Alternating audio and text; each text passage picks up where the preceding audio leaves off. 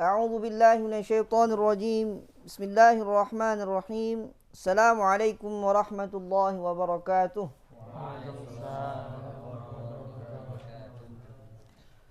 Alhamdulillah. Sallallahu ala sayyidina Muhammadin nabiyil ummi wa ala alihi wa sahbihi wasallam. Ahlan wa sahlan di halaqah Syekh Abdul Qadir pada talaqi nazari sesuai dengan manhajiyah Maulana Syekh tatbiqan wa nadhran. Hari ini kita kembali masuk kepada talaqi nazari pada kitab Tajwidul Huruf hasil dari muhadarah Maulana Syekh. Kita masuk di halaman 97 pada sifatul huruf. Betul ya? Sifatul huruf kan? Nah, baik. Tafadhal Syekh Auza'i, bismillah. Bismillahirrahmanirrahim. Qala Syekhuna hafizahullah wa nafa'ana bi'ulumihi wa 'ulumi masyayikhina fid darain amin. Sifatul huruf lughatan as-sifatu jam'u sifah wa hiya ma qama bisyai'i min ma'anin imma hissiyah kal bayadi was sawad aw ma'nawiyah kal adabi wal ilm. Wa amma istilahan kayfiyatun ta'ridu lil harfi 'inda husulihi fil makhraji tumayyizuhu 'an ghairihi. Nah. Tamam. Sifat jamak daripada sifah. Apa itu sifah? Dia adalah maqama bisyai'. Apa yang sesuatu yang menempel pada zat, yang melekat pada zat. Maqama bisyai'. Sesuatu yang melekat pada zat. Dia bukan zat, yang melekat pada zat itu. Ya, baik secara ma'nawiyah mim ma'anin imma hissiyah atau kal bayad. Misalkan seperti yang terlihat, seperti warna putih. Warna putih itu bukan zat, ya kan? Yang menempel pada zat. Tapi yang nampak sama kita sifat itu. Tak nampak zat, ya kan? Kalau kita bilang kayu, coklat, yang nampak sama kita coklat, bukan kayu. Tapi apakah coklat itu kayu? Bukan. Yang menempel pada zat. Yang bisa kita lihat seperti hissiyah itu seperti bayad. Wasawad, sawad, apa itu? Hitam misalkan, warna. Atau au ma'nawiyah kal adabi wal ilm. Atau seperti hal yang maknawi yang tidak nampak di kasat mata, tapi bisa dirasa. Apa dia? Seperti ilmu, seperti adab yang terdapat pada seseorang. Adab yang terdapat pada seorang murid terasa oleh gurunya. Adab yang terdapat pada seorang guru terasa pada muridnya. Adab ini sifat menempel, melekat pada seseorang. Itu secara maknawi. Begitu juga ilmu. Menempel, melekat pada seseorang alim. Tapi apakah orangnya? Tidak, karena ada sifat yang melekat dalam dirinya itu. Itu yang disebut dengan sifat. Kita sekarang begitu juga mengkaji huruf. Ketika kita bilang kho, tebal dia. Tebal itu bukan huruf, ya kan?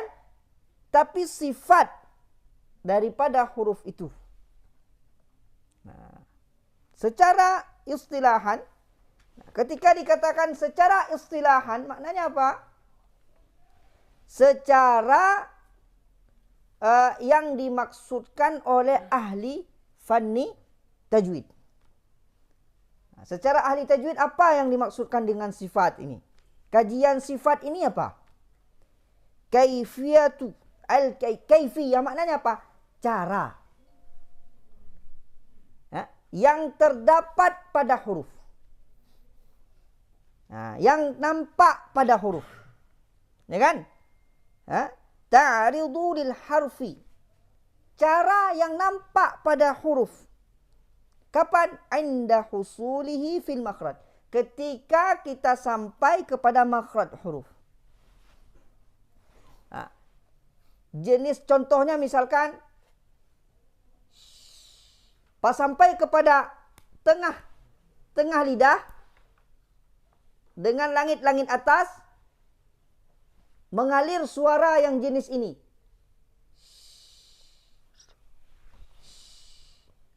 Suara yang jenis ini sifat ini bukan huruf.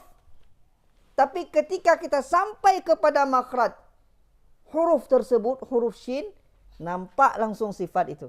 Bagaimana cara untuk menampakkan sifat itu? Ini sudah dipelajari dalam sifatil huruf. Ini yang disebut dengan kaifiyatu ta'ridu lil harfi 'inda husulihi.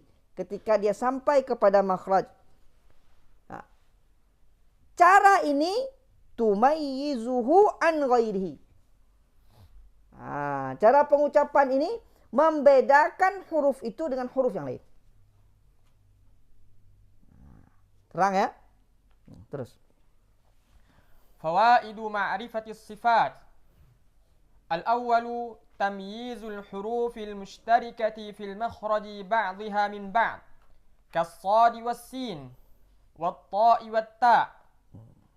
Al-thani tahsinu lafzil huruf. Al-thalith ma'rifatu qawiyil hurufi min dha'ifiha. Apa faedah? Apa hasil, apa fungsinya ketika kita pelajari sifat huruf ini? Mengetahui tentang sifat-sifat huruf. Apa faedahnya? Yang pertama, tamyizul huruf al-mushtarikah fil makhraj. Membedakan antara huruf yang satu makhraj. Ada 2 huruf atau 3 huruf dalam satu makhraj. Seperti shin, jim, ya. Itu 3 huruf, satu makhraj. Bagaimana kita bisa membedakannya? Dengan sifat. Karena tempat duduknya, makhrajnya sama. Di tengah lidah misalkan, tengah lisan, fi wasatil lisan. Seperti misalkan lagi sad, sin. Sad dengan sin, ta dengan ta. Bagaimana kita bedakan? Dengan sifat. Satu tebal, satu tipis. Ta tebal, ta tipis. Tipis ini hasil daripada istifal. Tebal hasil daripada isti'la. Kajian ini yang disebut kajian sifatul huruf. Kalau ini tidak ada kita pelajari, kita tidak tahu bedakan antara satu huruf dengan huruf yang lain. Jadi, membedakan antara huruf yang satu sifat, yang satu makhraj. Itu fungsi yang pertama. Kita pelajari. Yang kedua apa? Tahsinu lafzil huruf. Memperindah pengucapan huruf. Ketika kita tahu isti'la, kalau sudah ada huruf isti'la, bermakna dia tidak mungkin lagi bersifat istifal karena beradu. Contoh, kho, tidak mungkin lagi kho, turun ke bawah, sudah isti'la ke atas, diturunkan lagi ke bawah istifal, tidak mungkin. Tidak mungkin orang duduk dan berdiri dalam satu waktu. Tidak mungkin isti'la dan istifal dalam satu waktu. Berarti prakteknya bagaimana? Kholi, tola, nggak mungkin koala, ya kan? Sehingga bagus huruf kita ucapkan. Salah satunya begitu. Yang ketiga, ma'rifatun qawiyul huruf min dha'fiha. Kita tahu huruf yang kuat dengan huruf yang lemah. Dari apa kita ukur? Takarannya adalah sifatul huruf. Kalau hurufnya ada huruf yang bersifat inhibas, berarti huruf kuat. Inhibas, tertahan. Baik tertahan nafas, tertahan suara. Ini huruf ini kuat. Kenapa kita tahu huruf ta yang paling kuat? tertahan nafas, tertahan suara. Tertahan nafas apa namanya? Al-jahr. Tertahan suara, syiddah. Ya, isti'la dia juga. Itbaq dia juga. Baru kita bilang aqwal huruf. Dari mana kita tahu kita hukumi dia aqwal huruf? Karena tahu sifat-sifatnya. Nah, tamam. أقسام صفات الحروف تنقسم صفات الحروف إلى قسمين. الأولى صفات أصلية وهي التي لا تنفصل عن الحرف بحال من الأحوال. الثانية صفات عرضية وهي التي تعرض للحرف في بعض الأحيان وتنفصل عنه في بعضها الآخر كالإدغام والإظهار والتفخيم والترقيق. Tamam. Pembagian sifat-sifat huruf. Secara umum, sifat huruf itu terbagi menjadi dua. Ada yang disebut sifatun asliyah atau sifatun zatiyah. Boleh. Nah, ataupun sifat yang kedua sifatun aradiyah.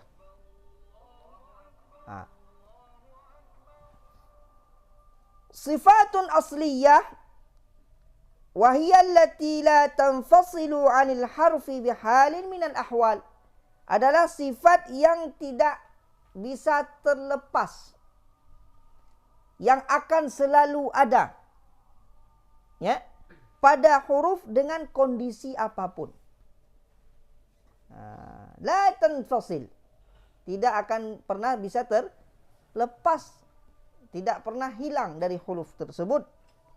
Bihalin minal ahwal, dengan apapun kondisinya. Kondisi huruf itu dua saja, imma sakin, imma mutaharrik. Tapi kalau dia hilang ketika mutaharrik, adanya ketika sakin saja, ketika sukun saja, seperti qalqalah misalkan. Nah, ini bukan sifat asliyah. Datang karena satu kebutuhan.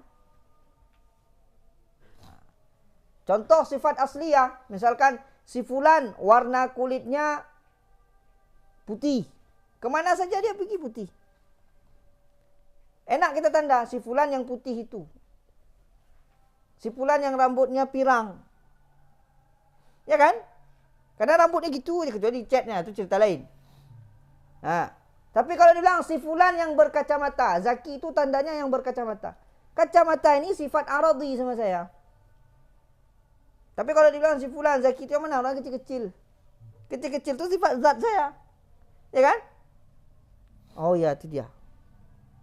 Tapi kalau dibilang si fulan yang berkacamata, saya lepas kacamata, enggak ada, berarti hilang sifatnya. Kalau kita mau tanda huruf, tanda dengan sifat asli. Dengan tanda dengan sifat aradhi. Itu sifat asliyah, jadi sifat yang tidak pernah terlepas pada huruf. Contoh, isti'la. Isti'la pada huruf qaf misalkan. Kenapa huruf qaf itu ketika kasrah kan hampir tipis dia. Ti.